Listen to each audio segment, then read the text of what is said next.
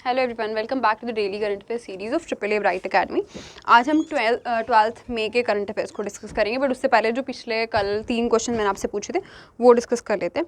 तो पहला क्वेश्चन मैंने आपसे पूछा था कि वर्ल्ड इकोनॉमिक फोरम का हेडक्वार्टर कहाँ पे है। तो वो कॉलोनी स्विट्ज़रलैंड में है और प्रेसिडेंट कौन है उसके? बॉर्ज ब्रैंडे। ठीक है, बॉर्ज ब्रैंडे इसके प्रेसिडेंट हैं। अच्छा, प्रेसिडेंट और एग्जीक्यूटिव चेयरमैन में बहुत बच्चों को हो सकता है कि डाउट हो। क्लॉज श्वाब जो है ना, क्लॉज श्वाब जो हैं वो फाउंडर हैं इसके। ठीक है, ये फाउंडर हैं और एग्जीक्यूटिव चेयरमैन हैं वर्ल्ड एग्जीक्यूटिव सॉरी आपका वर्ल्ड इकोनॉमिक फोरम के। ठीक है, और सेकंड क्वेश्चन मैंने आपसे पूछा था कि दानिश सिद्दीकी जो हैं उनको फीचर फोटोग्राफी का जो इससे पहले मिला है प्राइज़, वो किस टॉपिक के लिए मिला है? तो वो इनको मिला था जो आपका रोहिंग्या रिफ्यूजीज़ की इन्होंने कवरेज की थी ना, उसके लिए। ठीक है, वो एक काफ़ी बर्निंग टॉपिक था उस टाइम का, तो उसके लिए उनको वो जो प्राइज़ था वो मिला था। और थर्ड क्वेश्चन मैंने आपसे पूछा था गवर्नर ऑफ एमपी कौन है? तो वो हैं मंगूभाई सी पटेल। ठीक है, अब आज के शुरू करते करंट अफेयर्स आज के। तो पहले हम देखेंगे इम्पॉर्टेंस ऑफ द डे। आज की क्या इंपॉर्टेंस है? आज इंटरनेशनल नर्सेज डे मनाया जाता है। ठीक है, इंटरनेशनल नर्सेज डे, नर्सेज की क्या इंपॉर्टेंस होती है सारे हमारे हेल्थ सिस्टम में, हेल्थ सेक्टर में, उसकी इंपॉर्टेंस को थोड़ा और हाईलाइट करने के लिए इंटरनेशनल नर्सेज डे मनाया जाता है। ठीक है, जितनी इंपॉर्टेंस डॉक्टर्स की होती है उतनी ही नर्सेज की भी होती है। मतलब ऑब्वियसली एक लेवल ऊपर होते हैं अगर डॉक्टर्स ना, तो नर्सेज की भी बहुत ज़्यादा इंपॉर्टेंस होती है। ठीक है, तो थीम क्या थी इस बारी की नर्सेज डे की? Nurses a voice to lead, invest in nursing and respect rights to secure global health. ये इस बार की थीम थी। नेक्स्ट एक और डे आज मनाया जाता है, international day of plant health. International day of plant health मनाया जाता है ताकि ग्लोबल अवेयरनेस, मतलब ग्लोबली अवेयरनेस रेज कर सकें हम। किस लिए? प्लांट हेल्थ कितना का कंट्रीब्यूट कर सकती है to reduce hunger, to reduce poverty, to reduce to protect biodiversity या इन्वायरमेंट को प्रोटेक्ट करने में और इकोनॉमिक डेवलपमेंट को बूस्ट करने में। जो प्लांट की हेल्थ या मतलब प्लांटिंग या प्लांटेशन का जो रोल होता है उसको उसके बारे में और अवेयरनेस स्प्रेड करने के लिए international day of plant health मनाया जाता है।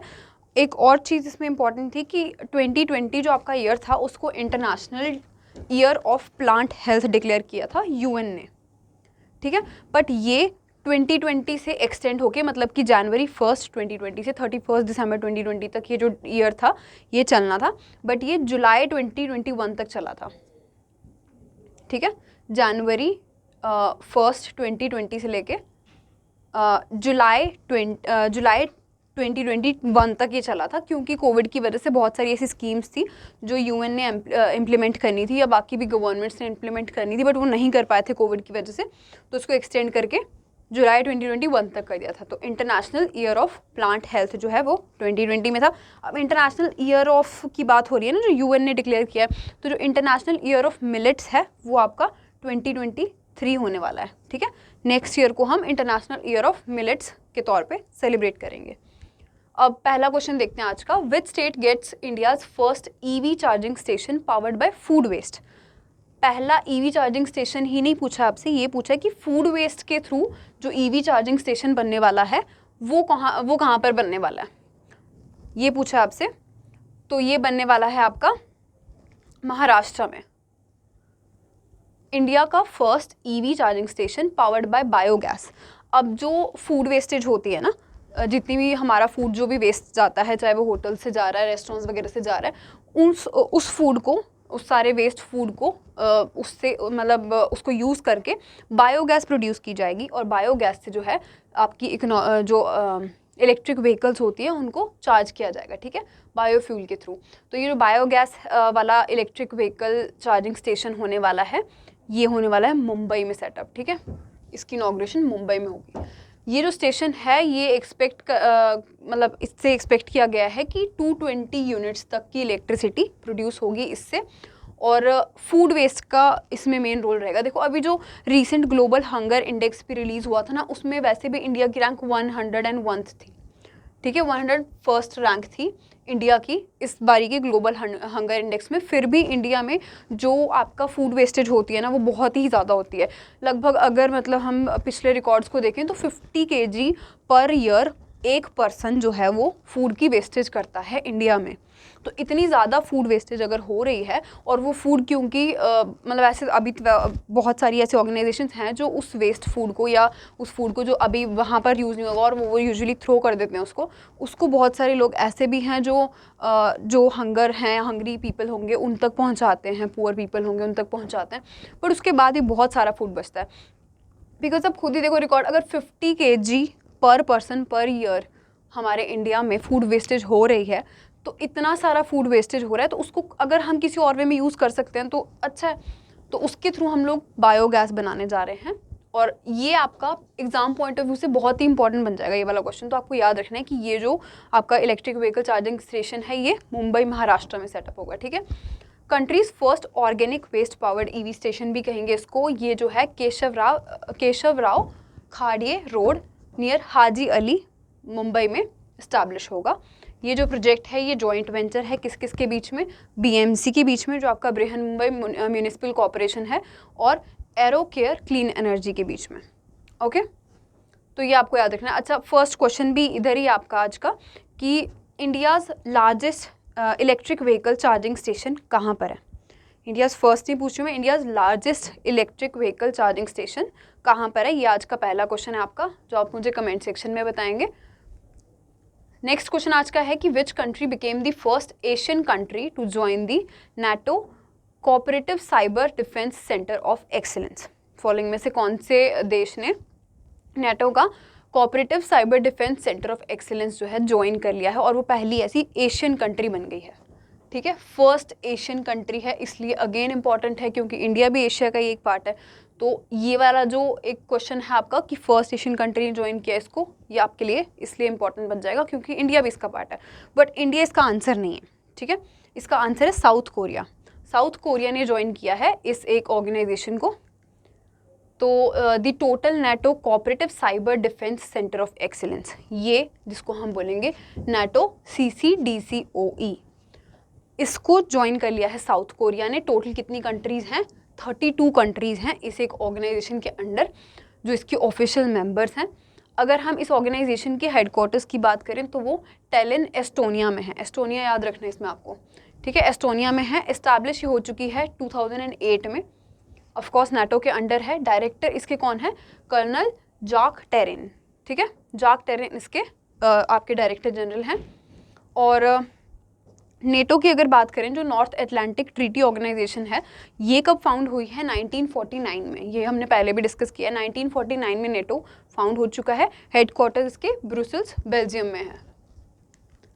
नेक्स्ट क्वेश्चन आज का है, which Indian architect was bestowed with the prestigious royal gold medal 2022। Again one of the most important question जो आज का है कि किस भारतीय वास्तुकार या आर्किटेक्ट को फेमस जो आपका रॉयल गोल्ड मेडल है 2022 का, उससे सम्मानित किया गया है।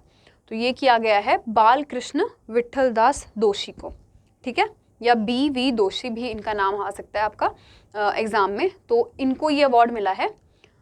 ये जो अवार्ड है ये वर्ल्ड का one of the highest honours है आर्किटेक्ट की फील्ड में, ठीक है। आर्किटेक्चर्स के लिए ये one of the highest honours है, जो कि किसके द्वारा प्रेजेंट किया जाता है, royal institute of British architects Reeba जो लंदन UK में, उनके द्वारा ये जो अवार्ड है ये दिया जाता है। इस अवार्ड में जो इस अवार्ड को मतलब अप्रूवल कहाँ से मिलता है, डायरेक्टली क्वीन एलिजाबेथ II जो हैं UK की, वो इस अवार्ड को देती हैं और चूज़ करती हैं उस पर्सन को जो कि डायरेक्टली इनडायरेक्टली कोई ऐसा सिग्निफिकेंट उसकी इन्फ्लुएंस है आर्किटेक्चर की फील्ड में, आर्किटेक्चर में एडवांसमेंट्स लाने के लिए, ठीक है। तो इस बार के लिए जो जिनको सिलेक्ट किया गया है वो है बालकृष्ण विट्ठल दास दोषी। ओके, इनको ना अच्छा प्रिट्जकर प्राइज़ भी मिला है, प्रिट्जकर आर्किटेक्चर प्राइज़ भी मिला है इनको 2018 में। ओके, ये प्रिट्जकर आर्किटेक्चर जो प्राइज़ है ये नोबेल प्राइज़ इन आर्किटेक्चर भी कंसिडर किया जाता है। ओके, तो ये इसके साथ क्योंकि इनको ये रॉयल गोल्ड मेडल भी मिल गया है और साथ में प्रिट्जकर प्राइज़ भी मिला है इनको आर्किटेक्चर के लिए, तो ये ओनली इंडियन बन गए हैं, ओनली इंडियन आर्किटेक्ट बन गए हैं जिनको ये दोनों प्राइजेस मिले हैं, ठीक है। ये दोनों ही प्राइजेस आर्किटेक्चर की फील्ड में बहुत ज़्यादा इंपॉर्टेंट है। तो दोनों इन आपके बालकृष्ण विठलदास दोषी को मिला है, तो ये ऐसे पहले इंडियन बन गए जिनको दोनों मिलेंगे। नेक्स्ट क्वेश्चन हमारा है, who launch the second phase of MSME RuPay credit card. MSME RuPay credit card का दूसरा चरण किसने लॉन्च किया है? तो ये क्या है, आपके MSME की बात हो रही है। अब अगर आपको इसमें बेसिक सी चीज़ें पता होंगी ना, जैसे मैं बताती रहती हूँ, साथ के साथ आप क्वेश्चन वगैरह में देखते रहते हो ना कि MSME के मिनिस्टर कौन है, यूनियन मिनिस्टर कौन है, तो आपको इसका आंसर भी ऑब्वियसली आपको आइडिया लग जाएगा कि ये इसका आंसर है। तो ये किया है नारायण टी राणे ने, ये आपके यूनियन मिनिस्टर हैं MSME के। और मिनिस्टर ऑफ स्टेट्स कौन है MSME के? भानु प्रताप सिंह वर्मा, ये भी हमने पहले डिस्कस किया हुआ है, ठीक है। Bhanu Pratap Singh Verma minister of states हैं MSME के लिए। तो नारायण टी राणे ने इसको लॉन्च किया है MSME के रुपे क्रेडिट कार्ड को NPCI के साथ मिलके, ठीक है, NPCI के साथ मिलके किया है। और साथ में 4 और बैंक्स भी हैं, उन बैंक्स का आपको नाम एटलीस्ट याद रहना चाहिए। एक कोटक महिंद्रा बैंक है, एक बैंक ऑफ बड़ौदा है, एक SBM बैंक इंडिया वाला, और एक है HDFC बैंक। ये 4 बैंक्स के साथ और NPCI के साथ मिलके रुपे क्रेडिट कार्ड ने, ये जो आपका MSME वाला रुपे क्रेडिट कार्ड है, ये लॉन्च किया है नारायण टी राणे ने। और ये जो लॉन्च है ये हुआ कब है?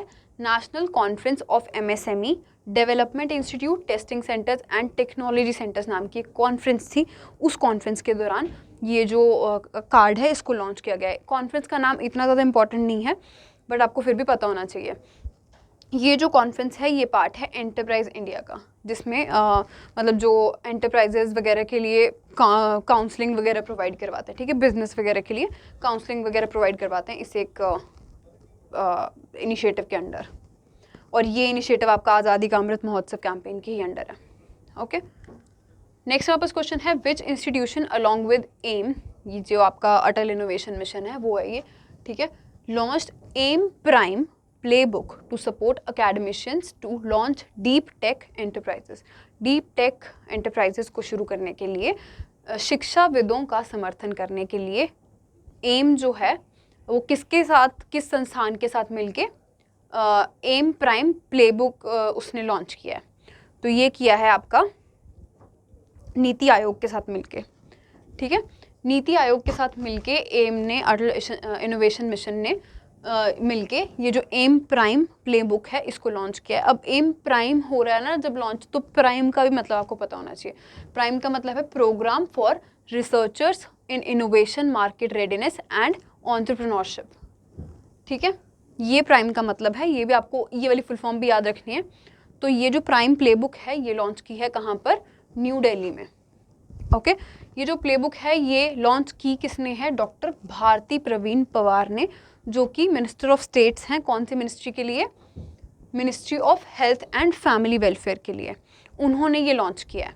ओके, तो क्योंकि इसका ऐसे डायरेक्ट आपको नहीं लग सकता है कि इससे कोई वो होगा, रिलेशन होगा, पर आपको ये याद रखना है कि इसके अलावा आपको ऑप्शंस में और दिए जा सकते हैं। जैसे आपसे ये पूछ लिया कि किसने लॉन्च किया, तो ऑप्शन में आपको ऐसा हो सकता है कि कोई इनसे अलावा ऐसा कोई ऑप्शन दे दिया जाए जो आपको ज़्यादा रिलेटेबल लगे, बट आपको इनका नाम याद रखना है, ठीक है।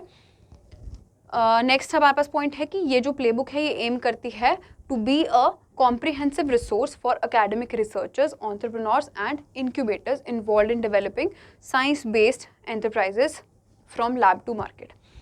अब बेसिकली जो साइंस बेस्ड एंटरप्राइजेज होंगे उनके लिए, उनकी जितनी भी रिसर्च डेवलपमेंट वगैरह होती है उसमें एक कॉम्प्रिहेंसिव रिसोर्स मिल सके जहाँ से ये लोग स्टडी कर सकें और उस पर काम कर सकें, उसके लिए ये जो प्लेबुक है ये इस मेनली लॉन्च की गई है। और एम प्राइम जो है एक ऐसा इनिशिएटिव है एम का और नीति आयोग का, जिसको बिल एंड मिलिंडा गेट्स की जो फाउंडेशन है उसके साथ मिलके लॉन्च किया गया था। कब? 2021 में, ठीक है। एम प्राइम को जब हम बेशक इस बारे में अभी बात कर रहे हैं, बट ये लॉन्च 2021 में भी हो चुका है। अभी इसका ये जो आपका प्लेबुक है वो लॉन्च हुई है। एम प्राइम आपका 2021 में लॉन्च हो चुका है। ओके, अब इससे रिलेटेड एक और क्वेश्चन बनता है आज का कि जो अटल इनोवेशन मिशन है ये कब लॉन्च हुआ है? ये तो एम प्राइम हमने डिस्कस किया ना कि 2021 में लॉन्च हुआ है, बट सिर्फ अटल इनोवेशन मिशन जो है वो कब लॉन्च हुआ है ये आपको मुझे बताना है। नेक्स्ट क्वेश्चन हमारे पास है, which of the following life insurance companies has launched financial literacy campaign inspire? मतलब कि ये वैसे इंस्पायर है, बट इसके बारे में आपको थोड़ा डिटेल में बाद में बताऊंगी। अभी हमसे ये पूछा गया है कि फॉलोइंग में से कौन सी लाइफ इंश्योरेंस कंपनी ने एक फाइनेंशियल लिटरेसी कैंपेन लॉन्च किया जिसका नाम इंस्पायर है। तो ये किया है आपका Bharti AXA life insurance company ने। ओके, भारती एक्सा ने ये लॉन्च किया है। Bharti AXA life insurance company has launched financial literacy campaign inspire enabling an empowered future. अब इसमें एज द नेम सजेस्ट हर वाला आया है ना, तो हर का मतलब है कि ये विमेन के लिए ज़्यादा इनका मेन फोकस है कि विमेन जो है वो फाइनेंशियल उनके बीच में लिटरेसी थोड़ी और बढ़ सके, ठीक है। तो इसमें इंस्पायर ना ऐसे है, जो आपका लॉन्च हुआ है ना वो ऐसे लॉन्च हुआ है, इंस्पायर हर की जगह ना ये जो रूपी वाला सिंबल है ना ये है यहाँ पे, ठीक है। क्योंकि ये हमारे टेक्स्ट में नहीं एडिट हो सका वैसे, इसलिए मैंने वहाँ पे नॉर्मल आर यूज़ कर लिया है, बट ऐसे है इसका सिंबल। तो मतलब ये फाइनेंशियल लिटरेसी के लिए भी आ गया और हर के लिए भी आ गया, और इंस्पायर या इंस्पायर जो है वो इंस्पिरेशन के लिए आ गया, ठीक है। तो ये जो कैंपेन है ये लॉन्च किया गया है in line with the international mothers day, जो हमने May 8, 2022 को अभी सेलिब्रेट किया, और साथ में अभी इंटरनेशनल डे ऑफ फैमिलीज़ आने वाला है 15 मई 2022 को। उन दोनों को ध्यान में रख के ये जो कैंपेन है इसको लॉन्च किया गया है। अब भारती एक्सा लाइफ इंश्योरेंस के MD CEO अगर हम देखें वो कौन है, पराग राजा, और इस्टेब्लिश ये 2006 में हो चुका है, हेडक्वार्टर्स के मुंबई महाराष्ट्र में है, ठीक है। पॉइंटर्स देख लेते हैं आज के। RailTel launch prime minister WiFi access network interface या PM वानी scheme based access of its public Wi-Fi service across 100 railway stations in India having 2,384 Wi-Fi hotspots। जो रेलटेल आपकी मिनी रत्ना कंपनी है एक, उसने लॉन्च कर दिया है PM WiFi access network interface या फिर PM वानी। ये एक जो आपका कीवर्ड है ना आपके लिए इंपॉर्टेंट है एग्जाम पॉइंट ऑफ व्यू से, ठीक है। PM वानी लॉन्च की है एक ऐसी स्कीम जिसमें मतलब 100 रेलवे स्टेशन पे पब्लिक वाईफाई की सर्विस प्रोवाइड करवा दी जाएगी। आपको ये नंबर याद रखने की ज़रूरत नहीं है, 100 रेलवे स्टेशन पे वो याद रखना है, PM वानी रेलटेल ने लॉन्च किया है। ओके, नेक्स्ट हमारे पास पॉइंटर है कि bank of Maharashtra has introduce a series of digital products. इसमें आपको मेन याद रखना है कि बैंक ऑफ महाराष्ट्र ने कुछ डिजिटल प्रोडक्ट्स इंट्रोड्यूस किए हैं, ठीक है। बैंक ऑफ महाराष्ट्र याद रखना ज़्यादा। और ये जो प्रोडक्ट्स हैं इनको एक बार देख लेते हैं। उसका नाम है महाबैंक लीड्स, डिजिटल महाबैंक किसान credit card, virtual visiting card और कुछ और प्रोडक्ट्स, ताकि जो इनका डिजिटल वो है प्लेटफॉर्म है उसको थोड़ा और स्ट्रेंथन किया जा सके, ठीक है, और कस्टमर की भी जो एक्सपीरियंस वगैरह उसको और एनरिच किया जा सके।